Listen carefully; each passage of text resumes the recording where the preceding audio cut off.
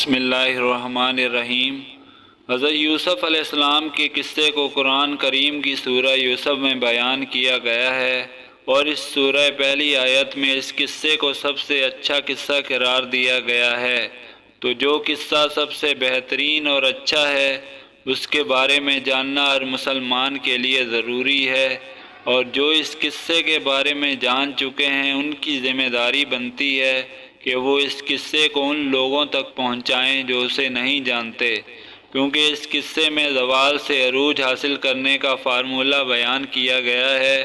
سیدنا حضرت یوسف علیہ السلام اللہ تعالیٰ کے امتحانوں میں ثابت قدم رہے اور صبر کرنے والے ثابت ہوئے، تو اللہ تعالیٰ نے انہیں بادشاہی عطا کی۔ تو ناظرین، جب حضرت یوسف علیہ السلام کے سوتیلے بھائی اپنے والد محترم سیدنا یعقوب کے حکم پر دوبارہ مصر پہنچے اور اپنے بھائی بنیامین کی رہائی کی درخواست کی، تو اس موقع پر انہوں نے سیدنا یوسف کو حضرت یعقوب کا پیغام پہنچایا۔ جب یوسف نے اپنے والد کا خط پڑھا تو زاروں قطار رونے لگے، جس کے بعد انہوں نے اپنے بھائیوں کو بتایا کہ وہ یوسف علیہ السلام ہیں جسے وہ بچپن میں کنویں میں پھینک آئے تھے۔ یہ سن کر ان کے بھائیوں نے ان سے معافی مانگی تو حضرت یوسف علیہ السلام نے انہیں معاف کر دیا اور اپنے بھائیوں سے کہا، تو اب تم لوگ میرا یہ کرتا لے کر گھر جاؤ اور ابا جان کے چہرے اس کو ڈال دو تاکہ ان کی بینائی واپس آ جائے گی۔ تم سب لوگ سب گھر والوں کو ساتھ لے کر میرے پاس واپس مصر آنا۔ یہ سن کر سیدنا یوسف کا بڑا بھائی یہودا کہنے لگا، یہ کرتا میں لے کر جاؤں گا، کیونکہ میں یوسف کا بکری سے خون سے رنگا کرتا میں ہی لے گیا تھا جس سے میرے باپ کو تکلیف ہوئی تھی۔ آج جب یہ کرتا لے کر جاؤں گا تو یقیناً وہ مجھ سے بہت خوش ہوں گے۔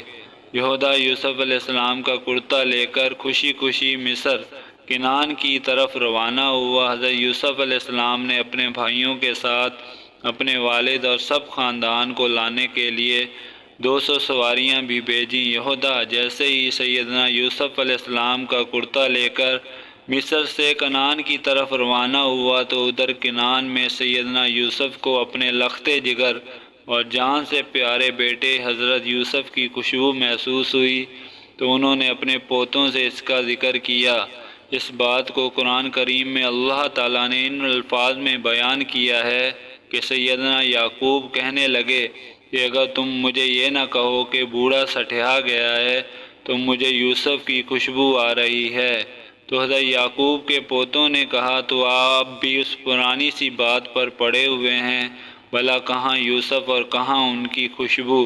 تو جب برادران یوسف ان کا کرتا لے کر گھر پہنچے اور اپنے والد کے چہرے پر ڈالا تو ان کی آنکھیں درست ہو گئیں اور ان کی روشنی واپس آ گئی۔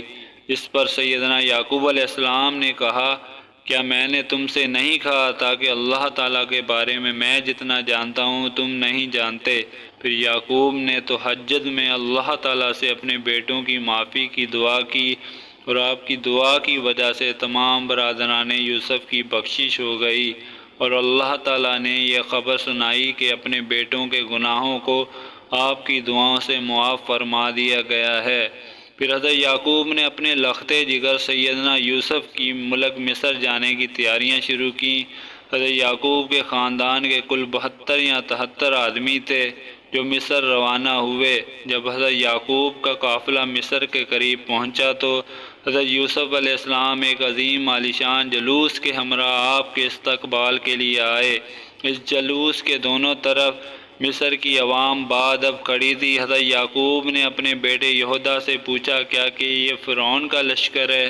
تو یہودا نے انہیں فرمایا، نہیں ابا حضور، یہ لشکر فرعون نہیں، یہ آپ کے بیٹے سیدنا یوسف علیہ السلام کا لشکر ہے جو آپ کے استقبال کے لیے آیا ہوا ہے۔ سیدنا یعقوب علیہ السلام اس بات پر حیران ہوئے تو اتنے میں حضرت جبرائیل علیہ السلام تشریف لے آئے، اور آپ نے سیدنا یعقوب علیہ السلام سے فرمایا کہ اللہ عز و جل کے نبی ذرا سر اٹھا کر آسمان کی طرف بھی دیکھیں، آپ کی خوشی میں شرکت کے لیے فرشتوں کا حجم غفیر بھی حاضر ہے، اور ان میں وہ فرشتے بھی شامل ہیں جو آپ کے غم میں آپ کے ساتھ روتے رہے۔ اس کے بعد سیدنا یعقوب اپنے فرزند حضرت یوسف سے ملنے 40 سال بعد ہونے والی اس ملاقات نے باپ بیٹے کو آبدیدہ کر دیا۔ دونوں دیر تک ایک دوسرے کے گلے لگے رہے۔ پھر حضرت یوسف علیہ السلام اپنے خاندان کو لے کر اپنے دربار میں پہنچے اور سیدنا یعقوب کو سہارا دے کر اپنے تخت شاہی پر بٹھایا، اور ان کے ارد گرد آپ کے 11 بھائی اور آپ کی سوتیلی ماں بھی بیٹھ گئیں۔ اس کے بعد شاہی آداب کے احترام میں سب نے یوسف علیہ السلام کے سامنے سجدہ کیا۔ تفسیر یوسف میں لکھا ہے، یہ سجدہ تحدید تھا جو اس وقت جائز تھا جب سب کے سب حضرت یوسف کے سامنے سجدے میں گر پڑے۔ تو اس کے بعد انہوں نے اپنے والد سے کہا کہ ابا جان، یہ پہلے خواب کی تعبیر ہے، بے شک اسے میرے رب نے سچا کیا، اور بے شک مجھ پر احسان کیا کہ مجھے قید سے نکالا اور سب کو گاؤں سے لے آیا۔ اس کے بعد شیطان نے مجھ میں اور میرے بھائیوں میں ناچاکی کرا دی۔ بے شک میرا رب جس کام کو چاہے آسان کر دے، بے شک وہی علم و حکمت والا ہے۔ یعنی میرے 11 بھائی ستارے ہیں، اور میرے باپ سورج، اور میری والدہ چاند ہیں، اور یہ سب مجھ کو سجدہ کر رہے ہیں۔ اس کے بعد بادشاہ مصر حضرت یوسف علیہ السلام پر ایمان لے آیا، اور اس نے ساری بادشاہت آپ کے حوالے کر دی۔ اس طرح بنی اسرائیل کو مصر میں حکومت مل گئی اور یہاں آباد ہو گئے۔ حضرت یعقوب علیہ السلام نے اپنی باقی زندگی حضرت یوسف علیہ السلام کے ساتھ خوش و خرم گزاری۔ سیدنا یعقوب علیہ السلام تقریباً 24 سال تک مصر میں رہے، اور پھر ان کی وفات ہو گئی، جس کے بعد حضرت یوسف نے انہیں ان کی وصیت کے مطابق فلسطین میں تدفین کیا۔ حضرت یعقوب علیہ السلام کی وفات کے بعد حضرت یوسف نے مزید 23 سال مصر پر حکومت کی۔ آپ نے 120 سال کی عمر پائی۔ سیدنا یوسف علیہ السلام کے وصال کے بعد ان کی تدفین پر ان کے چاہنے والوں میں اختلاف پیدا ہو گیا۔